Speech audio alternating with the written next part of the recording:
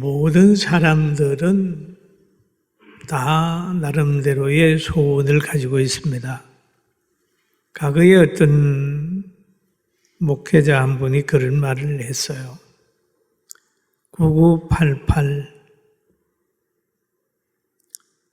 하는 말을 했습니다. 그리고 화요일 날 세상을 떠나서 목요일 날 장례식 하면 좋다고. 자기는 그렇게 기도한대요. 2, 3일만 아파 있다가 그냥 가는 게 좋겠다. 99세까지 팔팔하게 살다가 그게 희망상이잖아요. 그런데 그렇게 얘기한 사람 치고 그대로 간 사람은 제가 못 봤어요. 왜? 소원과 현실은 다릅니다.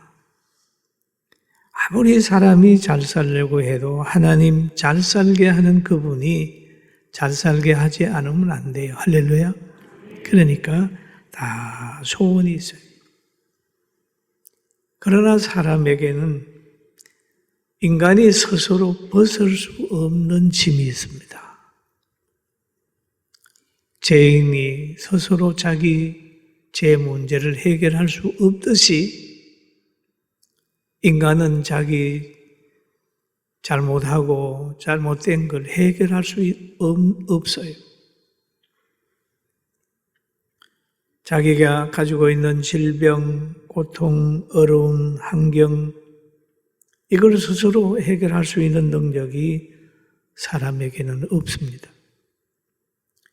그런데 모든 이 환난이 왜 왔느냐 하는 거죠.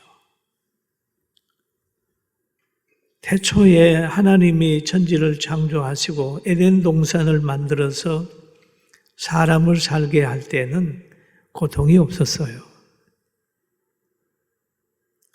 거기에는 기쁨만 있었어요. 그리고 부부가 만나면 너무너무 행복했어요. 그래서 아담은 하와를 만난 후에 뼈 중에 뼈요 살 중에 살이라 그러면서 아주 좋아했습니다. 그리고 하나님이 주신 그 에덴 동산 그 초원에서 생명과가 넘쳐났습니다. 그러나 거기에도 하나님이 금하는 것이 있었어요. 선악을 알게 하는 나무의 열매를 먹지 말라. 먹는 날에는 반드시 죽으리라 그랬습니다. 그런데 동산에 뱀이 있어서 하와를 유혹하기 시작을 했습니다. 선악과를 먹어라. 그러면 눈이 밝아서 하나님같이 되는 거야. 먹어봐.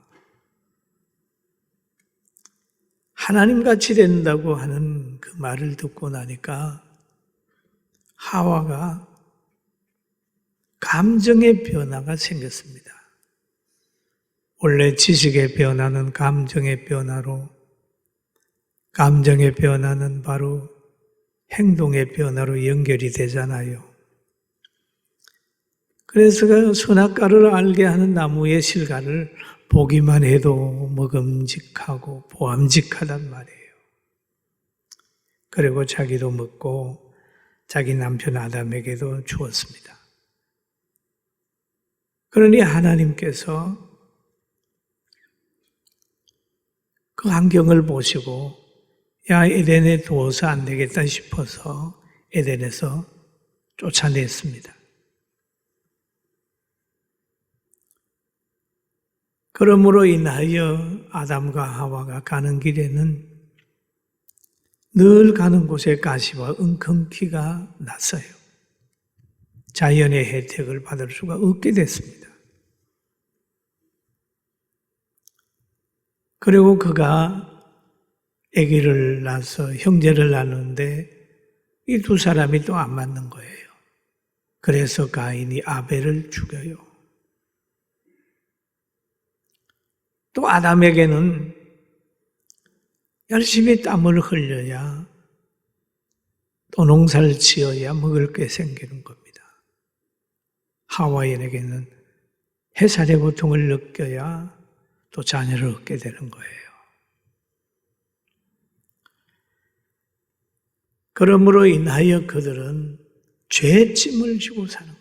하나님과 단절됨으로 죄짐을 지고 살고 영혼이 죽은 상태에서 사는 겁니다.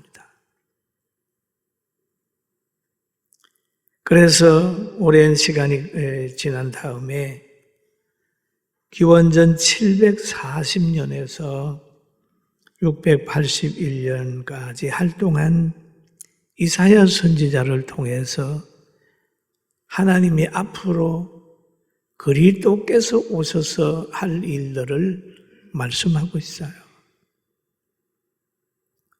거기에 보면은 처녀가 잉태하여 아들을 낳으리니 그 이름을 임마누엘이 하리라 라고 하는 말을 하죠. 또 그 태어난 이는 이사야 53장 4절에 보면 그는 실로 우리의 질고를 치고 우리의 슬픔을 당하였거늘 우리는 생각하기를 그는 징벌을 받아서 하나님께 맞으며 고난을 당한다 하였노라 그랬습니다. 그러면 오시는 예수님이 그분이 우리의 질고를 지고 우리의 슬픔을 당했다.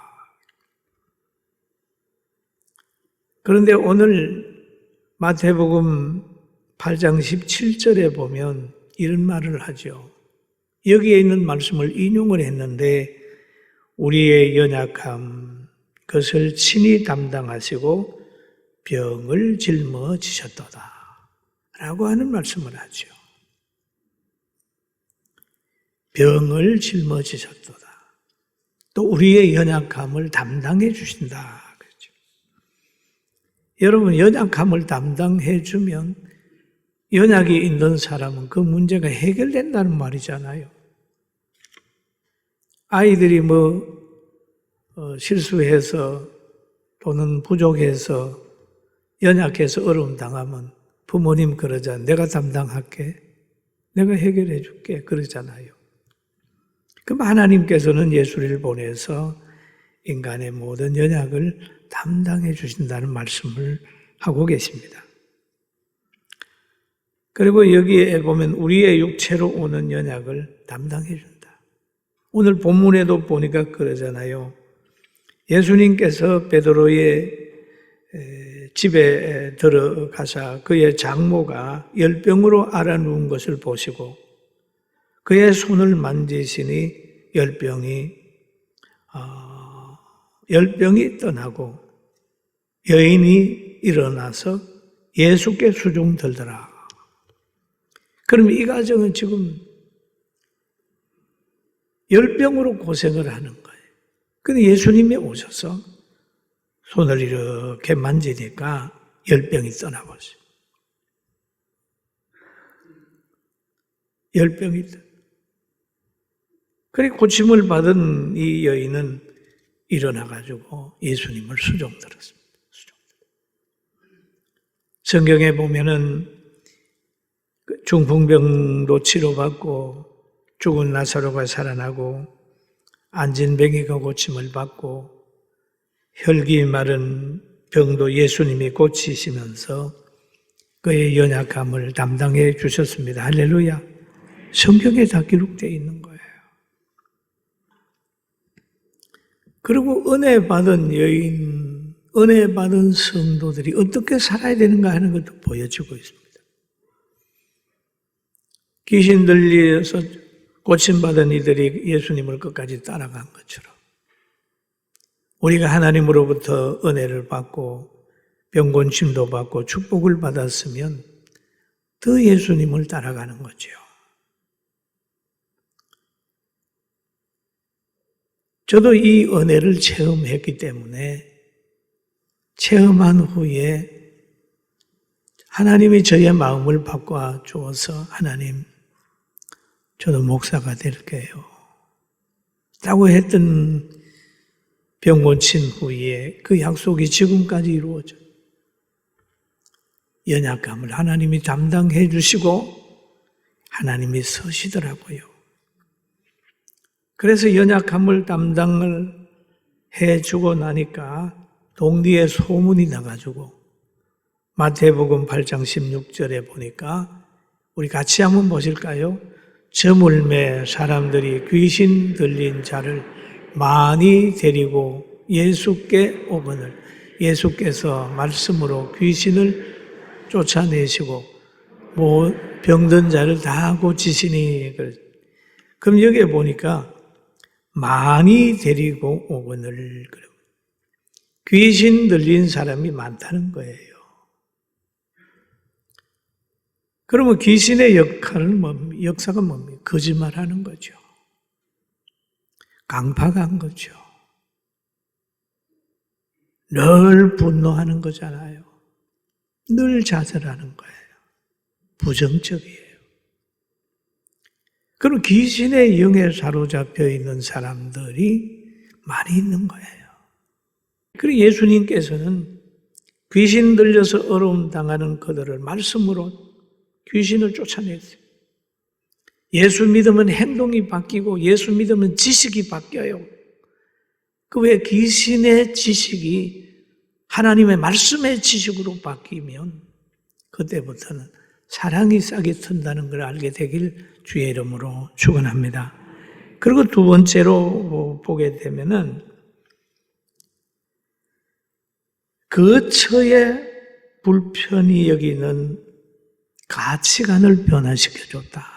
오늘 본문에 보니까 이제 한 서기관이 예수님께 나와서 이르되 선생님이여 어디로 가시든지 저는 따르리다 그랬습니다. 어디로 가시든지 저는 따를게요. 예수님 보고 그러는 거예요. 그래서 예수님이 그 따르고자 하는 그의 마음을 알기 때문에 이런 얘기를 하죠. 여우도 굴이 있고 공중의 새도 거처가 있어되 인자는 머리 둘 곳이 없다라는 얘기를 하죠. 너가 나를 따라오려고 하지만 나는 머리 둘 곳이 없는 사람이야 라고 얘기를 하잖아요. 여러분이나 저나 예수님보다는 잘 삽니다. 아멘. 여러분 머리 둘 곳 있잖아요. 아무리 허물어져도 집 있잖아요. 사실 그 처에 대해서는 우리가 귀하게 여기죠. 그 처 때문에 이사도 가고 뭐도 가고 합니다만 참 좋은 집에 살지 않으면 어린 아이들은 친구를 안 데려오잖아요.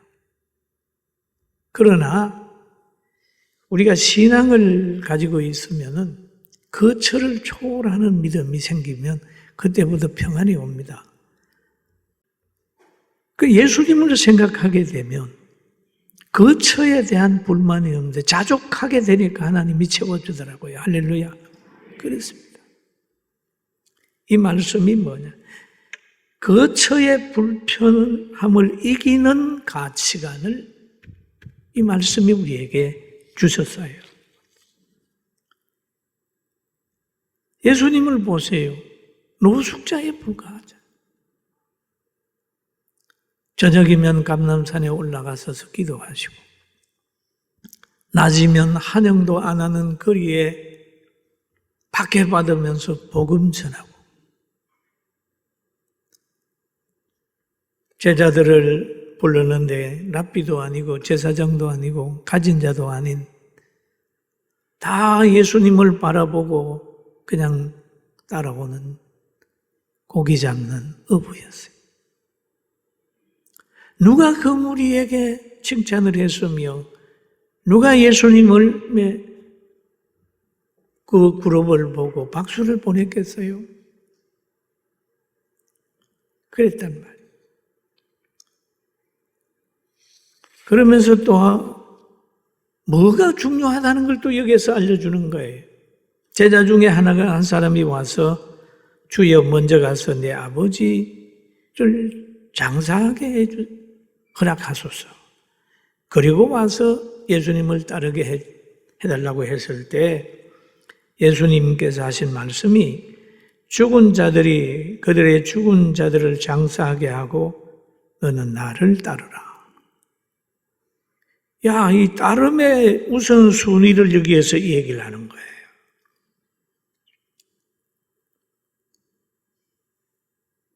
죽은 육체가 죽은 사람은 영혼이 죽은 사람들이 예수님을 안 따라도 되는 사람들이 장사하게 하고 넌 나를 따르라. 예수님을 따르는 것이 얼마나 귀하다고 하는 것을 여기에서 얘기해 주는 거죠. 에베소서 2장 1절에 보면은 그는 허물과 죄로 죽었던 너희를 살리셨도다라는 말을 하잖아요. 과거에는 허물과 죄로 죽었던 너희라는 거죠. 믿기 전에는 죽었던, 영혼이 죽었던 너희라는 얘기를 하죠. 예수님을 따르는 것이 너무너무 중요하다. 그리고 예수님을 따를 때 보게 되면